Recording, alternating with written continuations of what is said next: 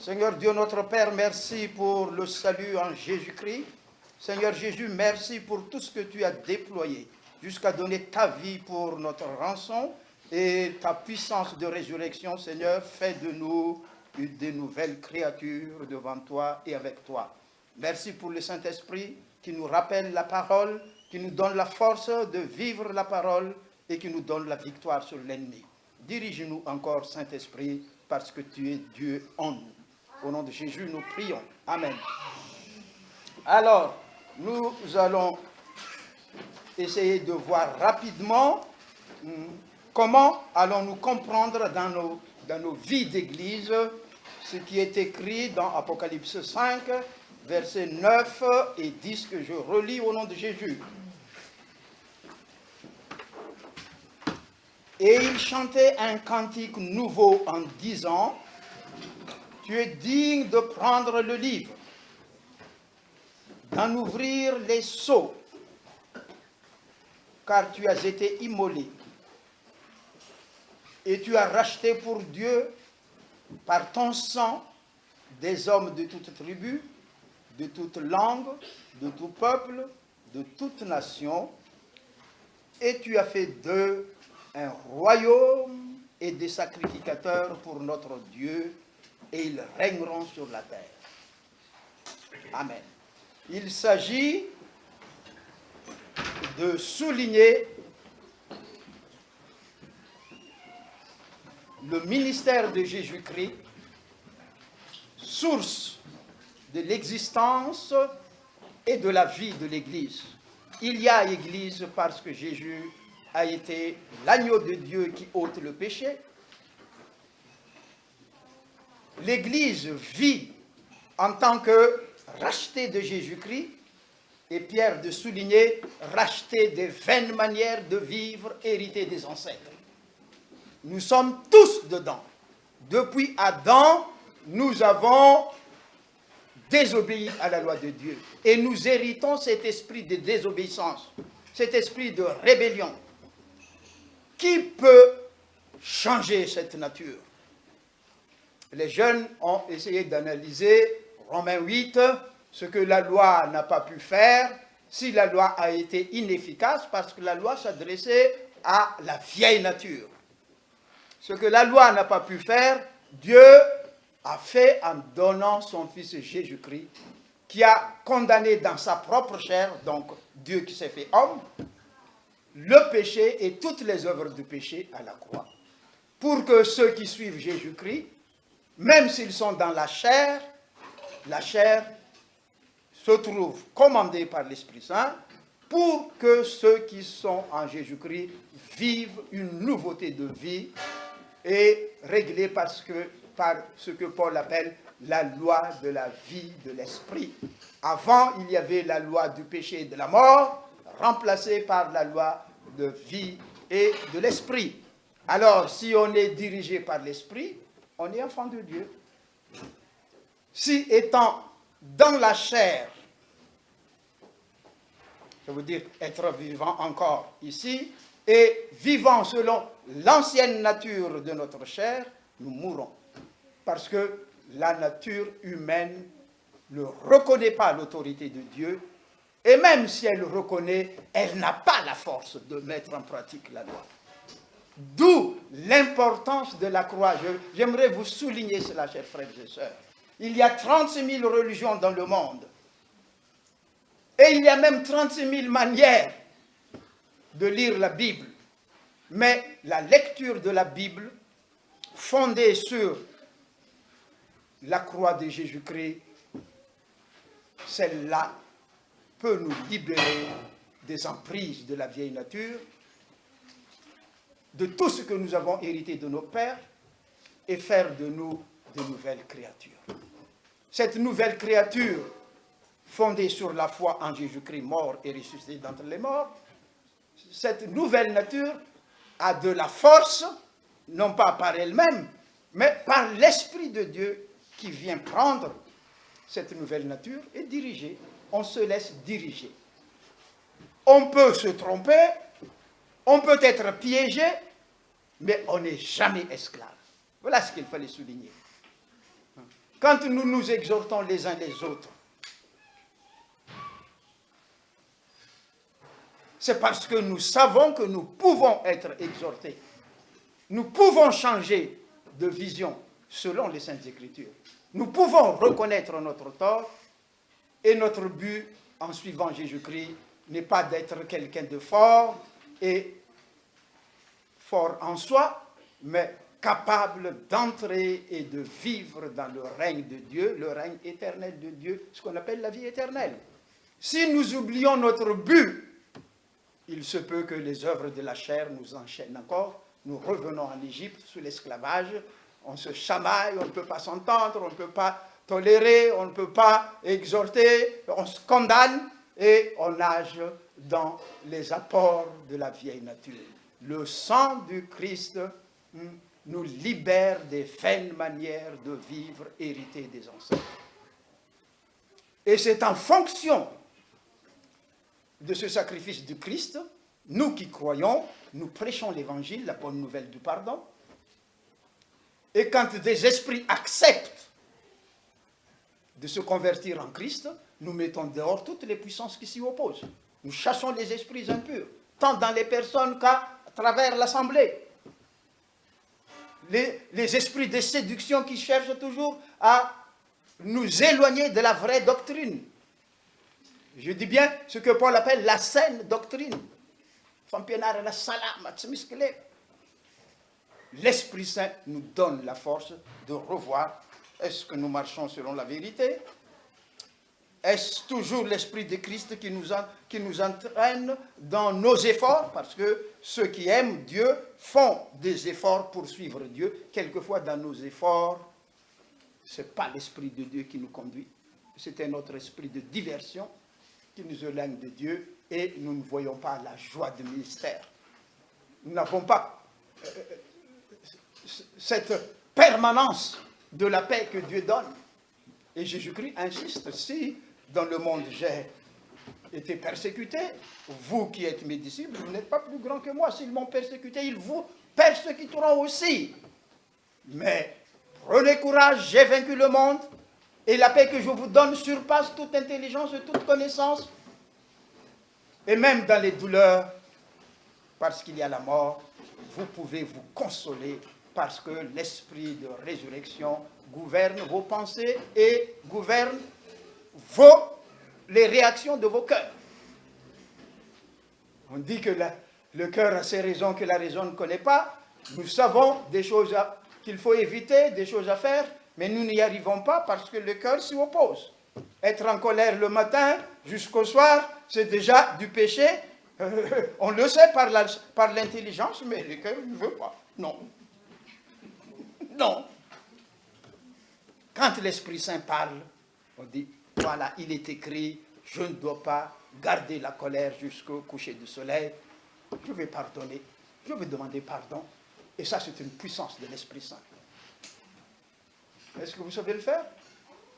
Monsieur, devant votre femme, et les femmes devant leur mari, les enfants, nous, les uns vers les autres, je sais que j'ai tort.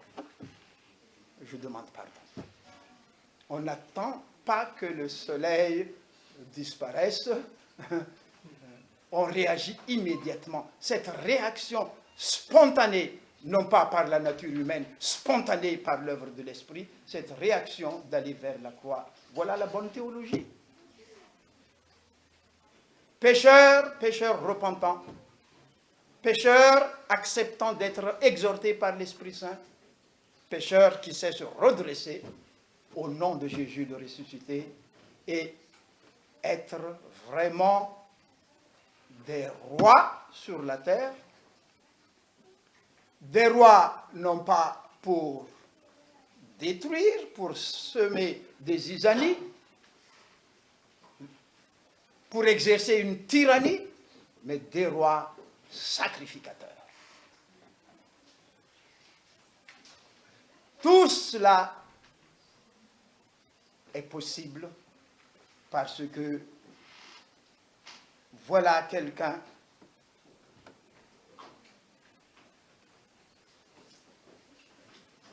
qui a été immolé pour racheter des hommes par son sang.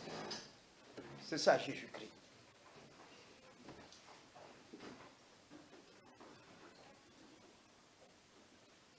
Allons à la croix, c'est ce que nous avons dit ce matin. Qui vont à la croix?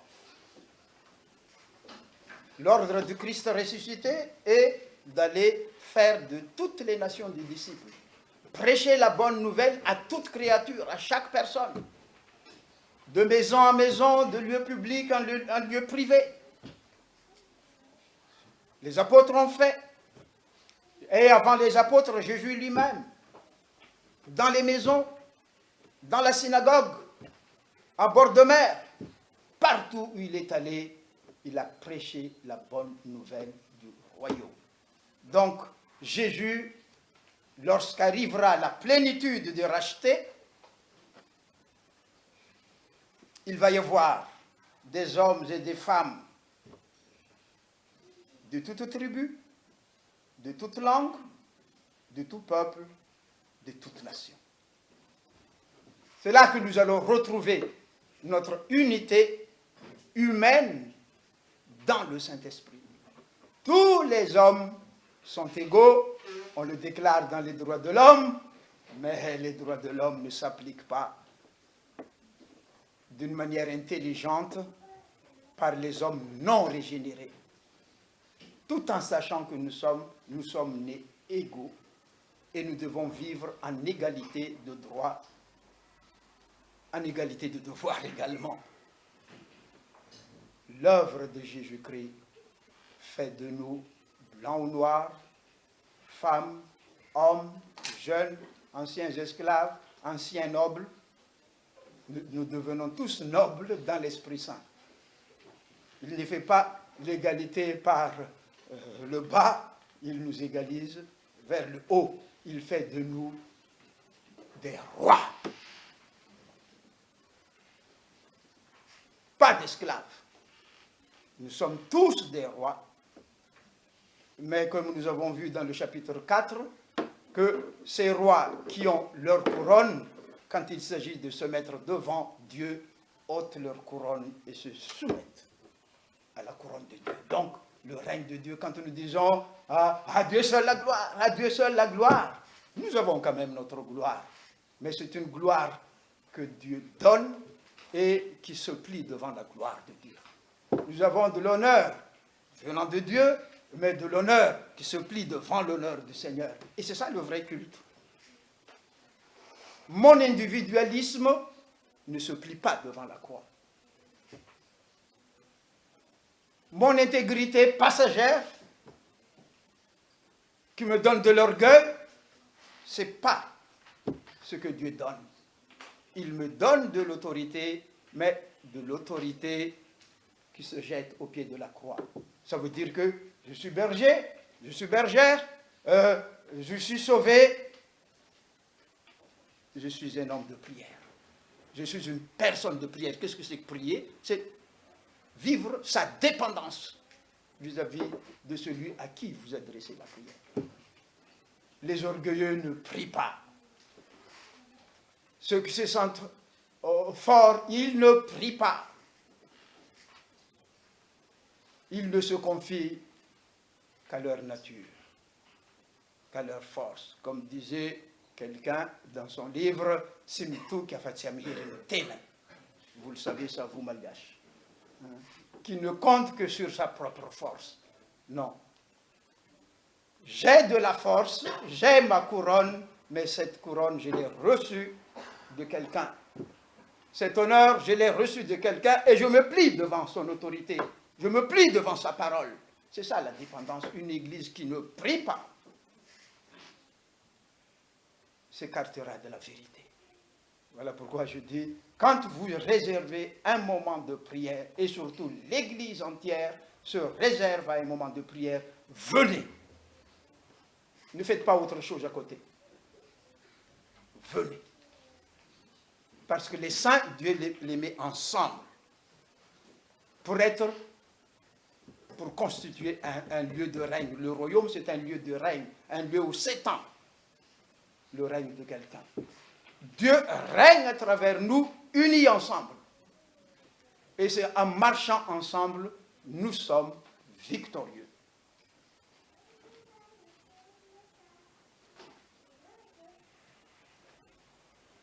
Chers frères et sœurs,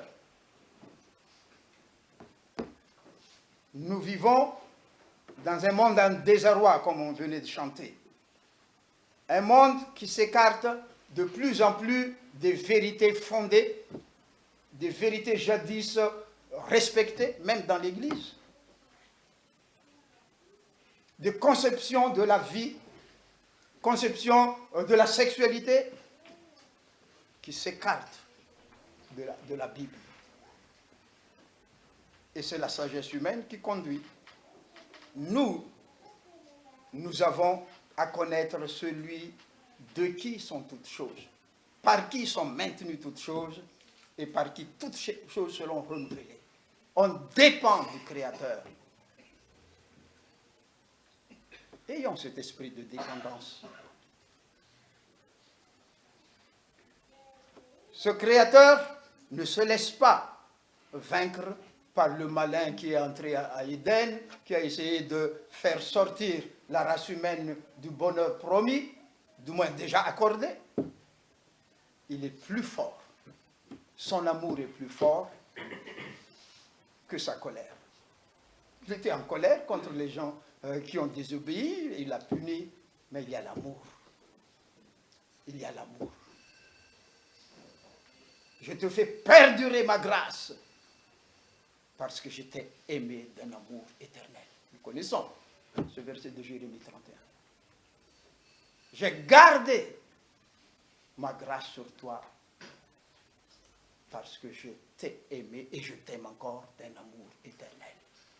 Et Paul de souligner à Timothée, si nous sommes infidèles, lui il demeure fidèle, Jésus-Christ, et il ne peut pas renier son nom. Son nom s'appelle Jéhovah sauve. Dieu sauve. Quand on parle de salut, on parle de Jésus. Jésus immolé à notre place pour payer le prix de la désobéissance. Il faut la punition de désobéissance et le retour à la vie. Il faut qu'une vie soit mise à mort. Sans effusion de sang, il n'y a point de pardon. Effusion de sang veut dire mise à mort. C'est le sens de la croix. À croire. Si nous disons que nous croyons à la puissance de ce sacrifice de Jésus. Ne dites pas que vous êtes têtu. Le diable dit non, non, non, non, c'est pas possible pour toi. Ne dites pas que vous êtes perdu. Oui, nous étions perdus. Ne dites pas que vous avez toujours raison. Non, c'est la Bible qui a raison. C'est Dieu qui a raison quand nous voyons une vie pleine de colère, pleine de rage, une vie qui ne sait pas aller avec les autres, marcher avec les autres, incorrigible. Cette sagesse ne vient pas d'en haut des Jacques, cette sagesse vient d'en bas de l'homme, du diable. Il met cela sur le même pied d'égalité, sagesse venant de l'homme, du monde et du diable. Est-ce que nous voulons le reconnaître, chers frères et sœurs? C'est par la foi, ça veut dire que moi je mets toute ma confiance dedans. Je sais que moi qui suis en colère maintenant, je peux me rayonner de joie après quelques instants. Si ça ne va pas, je vais prier. Seigneur, aide-moi à trouver de la joie dans ta parole, et ce qui me rend sombre, je le chasse en ton nom. Dieu l'a dit à Caïn. Pourquoi tu t'assombris comme cela? Le diable, il est à ta porte, alors c'est toi qui dois avoir l'autorité sur lui. Tant que tu gardes ce visage sombre, cet ennui, ce mal-vivre, l'ennemi est là. Mais au nom de Jésus, tu peux le chasser.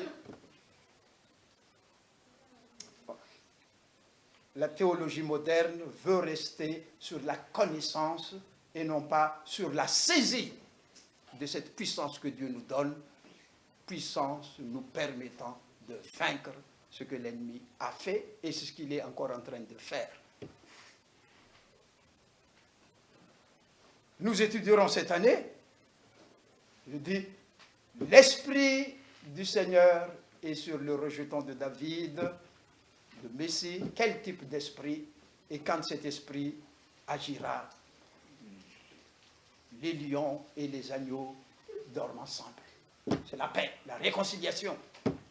Là où il y a désordre, c'est l'esprit humain, c'est la nature humaine. Là où l'Esprit Saint, c'est l'agapé, la douceur, une attitude de conciliation. On est conciliable. Nous allons nous examiner à travers tout cela.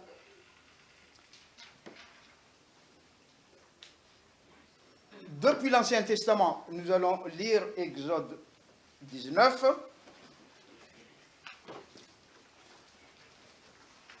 Ça, c'est le peuple racheté que Dieu a conduit. Et il va lui accorder le texte de l'Alliance. Exode chapitre 19. Avant que Dieu donne la loi à Moïse, il y a cette précision. Verset 3, je lis, « Moïse monta vers Dieu, et l'Éternel l'appela du haut de la montagne en disant, « Tu parleras ainsi à la maison de Jacob, et tu diras aux enfants d'Israël, « Vous avez vu ce que j'ai fait à l'Égypte, et comment je vous ai porté sur des ailes d'aigle et amené vers moi. Toute délivrance conduit à Dieu. » Entre parenthèses, « Maintenant, si vous écoutez ma voix, si vous gardez mon alliance, vous m'appartiendrez entre tous les peuples, car toute la terre est à moi. Vous serez pour moi un royaume de sacrificateurs, une nation sainte. » Voilà les paroles que tu diras aux enfants d'Israël. Vous serez pour moi des sacrificateurs royaux, on peut traduire ainsi. Des sacrificateurs rois, parce que vous êtes ma possession propre. Vous savez le terme hébreu que je rappelle toujours quand on traduit un peuple qui appartient à Dieu, c'est le mot segoula. La segoula, c'est une valeur que possède un grand roi. Alors, toutes les langues essaient de traduire ça. Vous serez ma segoula, l'hébreu dit cela. Un peuple qui appartient spécialement au roi. À qui il dit? À un peuple qu'il a choisi, esclave, qu'il a délivré de l'esclavage, qu'il conduit et qu'il amène vers lui. Il va donner la loi. Aller vers Dieu, c'est écouter la loi de Dieu, obéir à la loi de Dieu. Quand l'esprit de la loi de Dieu habite en nous, nous sommes en Dieu, Dieu est en nous. Si vous m'écoutez et que vous respectez ma parole, le Père vous aime. Moi, je vous aime. Le Père et moi, nous venons et nous faisons notre demeure en vous. C'est clair, c'est que Jésus-Christ dit dans Jean 14. Dieu avec nous. Et cette parole s'adresse à l'Église, à tous ceux qui ont confessé Jésus-Christ comme sauveur, à tous ceux qui sont scellés du Saint-Esprit. Dieu a sauvé, je suis conscient de son salut. Dieu traite alliance avec moi, j'aimerais garder cette alliance. Et par là, le sacrifice de Jésus-Christ, j'ai la force de vivre l'alliance et d'être témoin de l'alliance par l'Esprit Saint. Voilà notre confession de foi. Notre confession de foi. Et à partir de là, on voit qui est Dieu, comment agit-il, quelle est son attitude vis-à-vis de la méchanceté des hommes, quelle est son attitude vis-à-vis de nos faiblesses, quelle est son attitude vis-à-vis de la force que nous avons reçue de lui, quelle est notre attitude. Il sait tout et il mène tout. Voilà pourquoi je reviens à notre Apocalypse chapitre 5. Pourquoi l'agneau qui a été immolé pourquoi est-il le seul être dans le ciel et sur la terre capable de prendre ce livre de la main de Dieu, d'en rompre les sceaux? Pourquoi? C'est ça le mystère du salut. Dieu a tout donné au Fils, qui a accepté d'être homme, qui a accepté d'être immolé à notre place pour nous racheter et pour faire de nous des nouvelles créatures. Le jugement t'appartient. Il viendra de là pour juger les vivants et les morts. Ce livre, quelquefois on appelle ça c'est le livre de vie, mais c'est le livre de l'histoire. Quand on va rompre les sceaux un à un. Ensuite, on va rompre également les trompettes. On va sonner les trompettes 7 fois. Le déroulement de l'histoire, c'est ce qu'on annonce dans l'Apocalypse. Quelle sera l'histoire depuis que Christ est monté au ciel? L'Antéchrist se dresse pour empêcher les gens de venir au vrai Jésus-Christ, pour détourner les chrétiens du vrai Jésus, pour détourner l'opinion du sacrifice, pour considérer l'Église comme seulement une communauté vivant selon le monde où on se voit. Non. L'Antéchrist s'abat contre l'Église. Alors, des phénomènes vont se passer. L'histoire de la guerre de Satan contre l'Église, ça a commencé et ça continue jusqu'à présent. Et on ne cesse pas de sonner les trompettes. Vous lisez Apocalypse, Apocalypse chapitre 6, chapitre 7, chapitre 8, jusqu'au chapitre 11, quand la 7e trompette est sonnée. Je lis Apocalypse 11, 15. Le 7e ange sonna la trompette et il y eut dans le ciel des fortes voix qui disaient: le royaume du monde est remis à notre Seigneur et à son Christ. Il régnera au siècle des siècles. Et les 24 vieillards qui étaient aussi devant Dieu sur leur trône se prosternèrent sur leur face et ils adorèrent Dieu en disant: nous te rendrons grâce, Seigneur Dieu Tout-Puissant, qui était, de ce que tu as saisi ta grande puissance et pris la possession de ton règne. Les nations se sont irritées et la colère est venue. Et le temps est venu de juger les morts, de récompenser les serviteurs et les prophètes, les saints et ceux qui craignent ton nom, les petits et les grands, de détruire ceux qui détruisent la terre. Et le temple de Dieu dans le ciel fut ouvert, et l'arche de son alliance apparut dans son temple, et lui des éclairs, des voix, des tonnerres, un tremblement de terre, une forte grêle.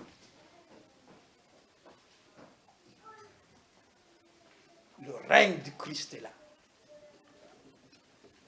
Nous luttons encore pour que Jésus règne. Celui qui est contre Jésus, l'Antéchrist, il lutte pour que l'Église se détache de la vérité, ait peur de la vérité. Mais Dieu agira. Le maître de l'histoire, c'est celui qui a été immolé. Il a vaincu, mais il a permis à son Église de vaincre. D'où les 7 lettres aux 7 églises. Tu fais ceci, mais il y a telle chose. Tu as fait ceci, je vois, mais tu dois faire ceci. Jésus en train de réconforter l'Église parce que la guerre que l'Antéchrist mène contre l'Église bat son plein maintenant où nous vivons. Le maître de l'histoire, c'est cet agneau qui a été immolé, qui a vaincu la mort, qui a vaincu l'Antéchrist, qui a racheté des hommes et des femmes et qui rachète encore des hommes et des femmes de toute tribu, de toute nation, afin de donner à ces rachetés la vie éternelle. Tant qu'il n'y a pas enlèvement de l'Église, ces rachetés vivent sur la terre pour vivre le témoignage de ce règne que nous voyons là-haut. Monte, Jean. je vais te faire voir ce qui est dans le ciel. Le règne de Père, le règne de Fils, toutes les créatures qui adorent. C'est la paix. Ce n'est pas la zizanie. Ce n'est pas la méchanceté. Ce n'est pas l'orgueil. Ce n'est pas une connaissance théorique. C'est vraiment le règne de Dieu. Et nous allons vers ce royaume. Nous y sommes, mais nous n'y sommes pas encore. Nous avons à lutter. Celui qui aura vaincu, il héritera ce royaume. Monte. Levons nos regards. Qu'est-ce qu'il y a là-haut? Examinons nous-mêmes. Qu'est-ce qu'il y a chez moi? Cette paix, cette espérance, cette joie de voir Dieu, et devant la méchanceté des Juifs qui l'accusaient, Stéphane a vu le ciel ouvert. Qu'est-ce qu'il a vu? Le Père, le Fils, debout pour l'accueillir. Et il a pu pardonner. Oh Seigneur, ne leur impute pas cette méchanceté, ils ne voient rien. Est-ce que nous savons le faire? Hein? Est-ce que nous savons? Si nous voyons Jésus-Christ, le Père à côté dans son règne, Jésus-Christ qui nous entoure tous les jours et qui va rendre à chacun selon ses œuvres, qui va récompenser les saints, les prophètes. Si nous le voyons, nous pardonnons. Pourquoi tu n'arrives pas à pardonner? Tu vois ton honneur à toi, tu vois ta valeur, et tu es mécontent contre les autres. Le sacrificateur est celui qui voit la misère des autres, regarde à Dieu et prend les yeux de Dieu, le regard de Dieu en Jésus-Christ pour sauver. Vous êtes sauvés par grâce, annoncez la parole de grâce. Vous avez reçu par grâce, donnez par grâce. Et même si vous vous sentez quelquefois piétiné par le mal, vous êtes des rois. La douleur ne gouverne pas sur vous. La méchanceté ne vous rendra jamais esclave. Il se peut que vous vous trompiez, l'erreur ne vous rendra pas esclave pour toujours, car l'Esprit de Dieu relève. À cause de sa fidélité, je répète encore, si nous pouvons être infidèle, lui il demeure fidèle, il est le sauveur.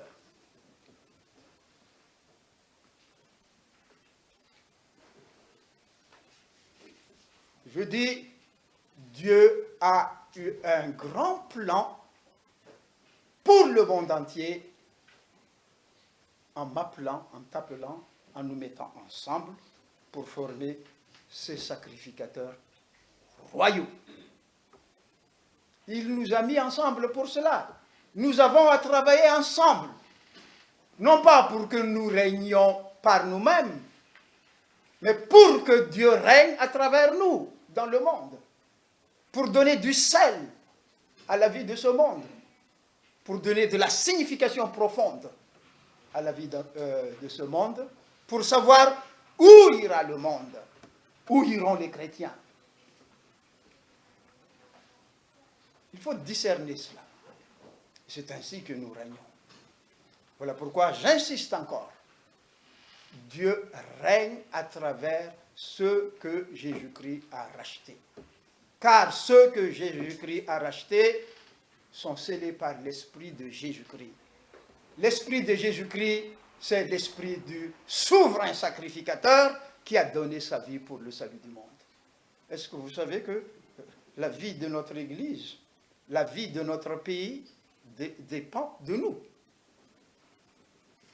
Quand vraiment nous venons prier, raison pour laquelle j'exhorte tous les bergers et les bergères d'entourer une réunion de l'Église. L'Église fait telle chose, vous êtes là pour prier. Et vos prières constituent ce parfum qui monte au trône de grâce de Dieu. Et Dieu va agir. Je vous exhorte. C'est de cette manière que nous régnons. En tant que sacrificateurs. Priez pour soi, priez pour les autres. Les sacrificateurs de jadis prenaient le sang des animaux immolés et le répandaient sur le peuple. Nous présentons le sang de Jésus-Christ. Nous n'avons à immoler personne. Jésus-Christ, l'agneau de Dieu qui ôte le péché du monde, voilà pourquoi il est au milieu. Il est le maître de l'histoire.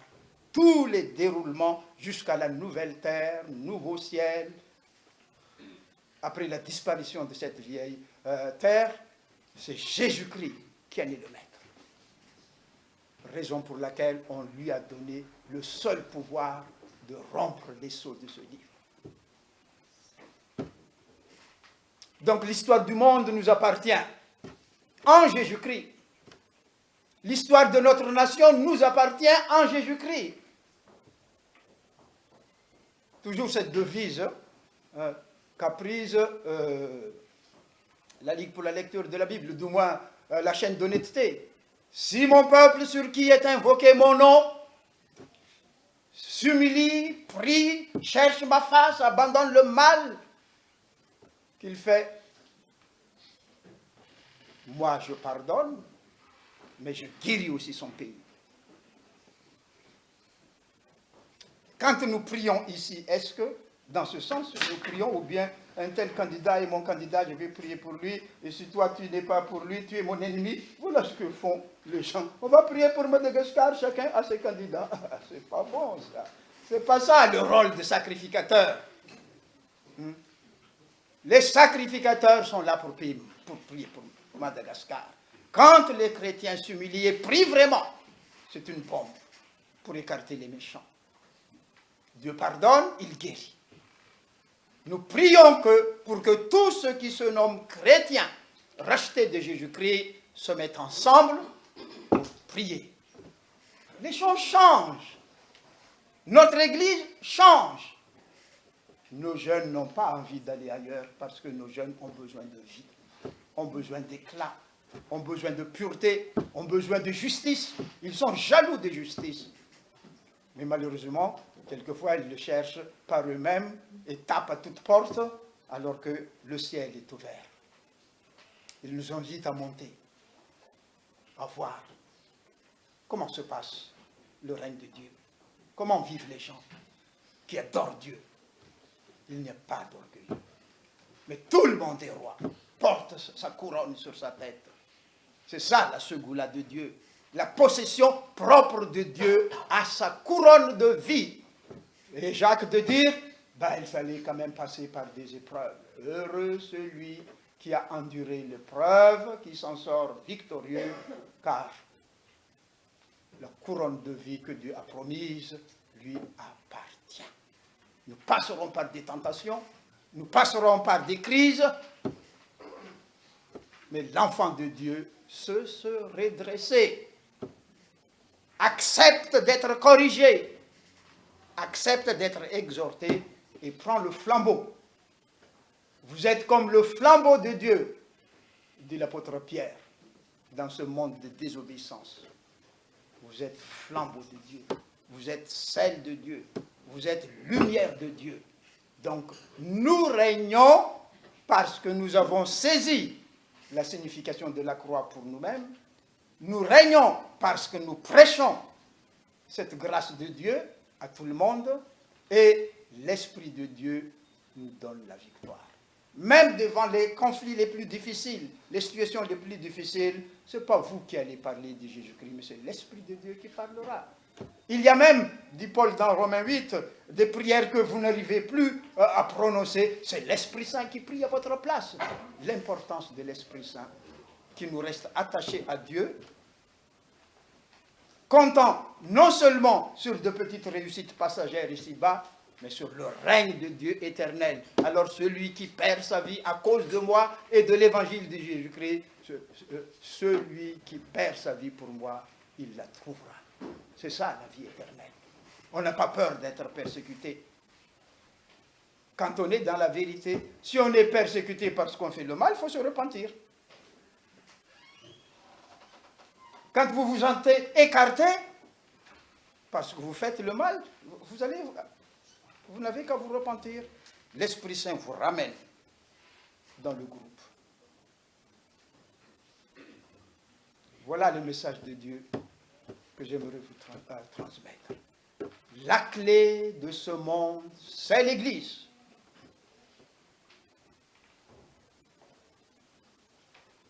l'histoire appartient à l'Église. Et à cause de l'Église, Jésus-Christ a dit, à cause des élus, même des choses les plus difficiles vont être écourtées parce que c'est l'Église qui est la possession propre de Dieu. Jésus l'a choisie, Jésus la protège, Jésus l'exhorte, Jésus lui donne victoire. Au nom de Jésus, nous mettons dehors tout ce qui est contraire à sa volonté. En commençant par des caractères en nous, innés comme nous disons, c'est-à-dire hérités de nos pères, pourtant contraires à l'esprit de paix, de joie, de service, de disponibilité permanente pour faire le bien. Souvent, nous ne sommes pas disponibles. La dernière fois, je dis, si vous travaillez le dimanche, si vous travaillez le samedi après-midi, priez que Dieu vous donne un travail vous permettant de rendre gloire à lui le week-end. Si vous le travaillez, si vous ne demandez pas, on vous donne toujours le travail dimanche matin, samedi après-midi, le diable donne. Il vous donne. Si vous dites, le royaume de Dieu d'abord, te servir d'abord, Seigneur, et quand je suis dans le royaume, tu sais que j'ai besoin de manger, de boire, d'être logé, tu sais. Mettre le culte à rendre à Dieu en priorité en toutes choses. Vous ne le savez pas, chers frères et sœurs. Pourquoi? Vous regardez tout simplement le monde des païens, le monde des gens non régénérés, les valeurs terrestres qui passeront. Mais si vous regardez ces valeurs là-haut qui nous attendent et pour lesquelles nous sommes faits, nous sommes rachetés, nous sommes œuvres du Christ pour des œuvres bonnes, annoncer l'évangile, être témoins là où nous sommes des vrais chrétiens. Nous prions. Seigneur notre Dieu, nous te remercions encore pour cet après-midi que tu nous accordes, pour mieux discerner, Seigneur, qui nous sommes, pourquoi tu nous as appelés, tu nous as rachetés, purifiés, pourquoi le Saint-Esprit nous a été accordé. Apprends-nous, Seigneur, à discerner cela à travers les Saintes Écritures. Ainsi, Seigneur, malgré ce que le monde fait, malgré notre vieille nature qui cherche toujours à gouverner, nous serons plus que vainqueurs. Et nous serons toujours plus animés, encore plus de force pour aller plus loin. Œuvre avec nous, Seigneur, et à travers nous. Tu l'as promis, Jésus-Christ. Je suis avec vous tous les jours jusqu'à la fin des temps. Tu l'as promis et tu le réaliseras.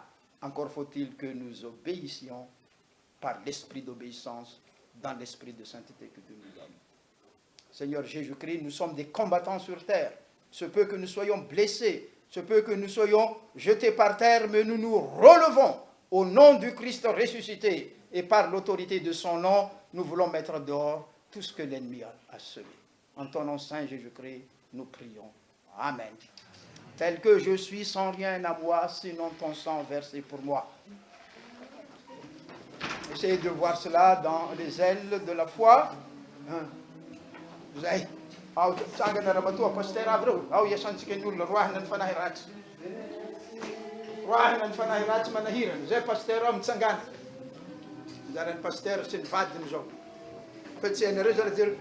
C'est quel numéro cela?